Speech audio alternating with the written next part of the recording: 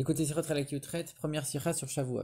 À Shavuot, on reçoit la Torah, et concernant le don de la Torah, il y a une histoire dans la Gemara de Shabbat qui nous explique que quand Moshe est monté chez Dieu pour chercher la Torah, les anges ils ont dit mais qu'est-ce que cet être humain vient faire parmi nous? Dieu leur a dit il est venu prendre la Torah.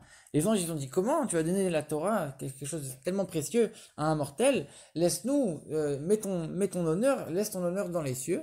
Et donc Dieu il dit à Moshe de leur répondre et Moshe il leur dit, c'est écrit dans cette Torah, je suis Dieu qui vous ai fait sortir d'Égypte, est-ce que vous avez été en Égypte?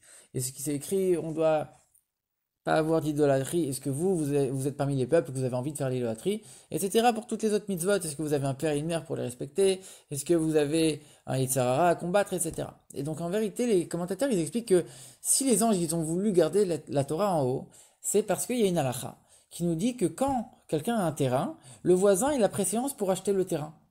Il a préséance sur tous les autres acheteurs, tous les autres acheteurs.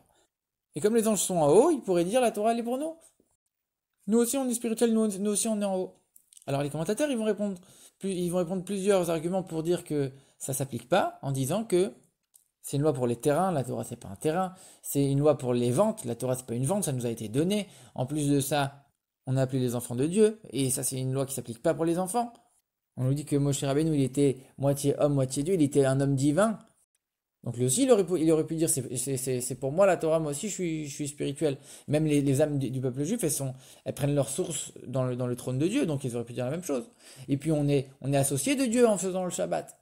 Moshe Rabbeinu, il était associé de Dieu aussi. Donc on aurait pu dire, ça nous revient aussi à nous la Torah.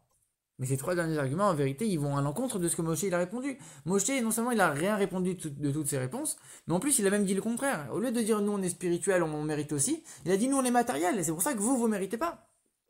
En plus, tu viens me dire que la Torah c'était un don, c'était pas une vente. Mais il y a un endroit dans la Torah, on nous dit que Dieu nous a vendu la Torah. La Torah elle est appelée à la fois un héritage, un don et aussi une vente. Donc pourquoi ça s'applique pas? Alors il y en a qui ont voulu répondre que les anges ils savaient très bien que toute la partie pratique de la Torah ça les concernait pas du tout. Et c'est pas ça qu'ils sont venus demander. Ils sont venus demander uniquement les secrets de la Torah. Mais encore une fois, il y a des détails dans cette loi du voisin qui vient nous dire que si celui à qui le champ appartenait, il a tout donné, il a donné tous ses biens à quelqu'un, alors cette loi du voisin ne s'applique plus.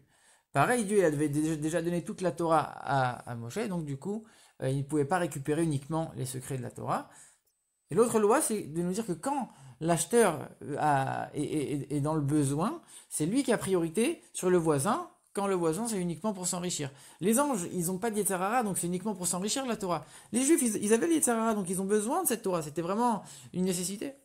Mais encore une fois, c'est pas ces réponses que Moshe a données aux anges. Et même s'il a parlé de la guerre contre le Yetzer Hara, mais il n'a pas uniquement parlé de ça. Il a parlé vraiment de manière beaucoup plus globale en parlant de plein de mitzvot et en disant que toutes les mitzvot qui étaient matérielles, elles s'appliquaient aux Juifs et pas aux anges. C'est pas uniquement le fait d'avoir un Yetzer Hara, c'est beaucoup plus généralement l'ensemble des mitzvot matérielles. En vérité, la réponse, elle est la suivante. La Torah, nous a été donnée pour faire de ce monde une demeure pour Dieu, pour que Dieu puisse résider dans les niveaux les plus bas de la création. Et il y a encore un autre détail de cette loi qui dit que quand l'acheteur il vient pour construire une maison sur ce terrain, alors que le voisin il aurait uniquement semé, alors c'est l'acheteur qui a préséance sur le voisin. Et donc les Juifs, en construisant une demeure pour Dieu, ils ont préséance sur les anges. Mais alors les anges, ils auraient pu dire, mais nous on va créer une maison aussi, on va construire une maison pour Dieu dans les mondes supérieurs. Les mondes supérieurs aussi, ils ne sont pas au niveau de Dieu, ils sont aussi une descente pour Dieu. C'est aussi un niveau très bas pour Dieu. Alors, en vérité, ça marche pas comme ça. Il faut chercher le niveau le plus bas.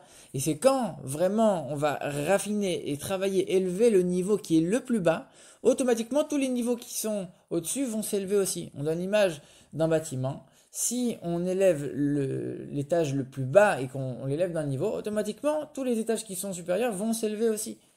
Et c'est pour ça que Moshe Rabbeinu il souligne toute la bassesse de ce monde en disant est-ce que vous êtes tenté par l'idolâtrie, est-ce que vous avez un Yetzer Hara, etc., pour montrer vraiment que c'est ce monde-là le plus bas. Et c'est en le raffinant, en transformant le mal qui est à l'intérieur en bien, c'est comme ça qu'on va faire résider la présence de Dieu et qu'on va par la même occasion élever tous les autres mondes.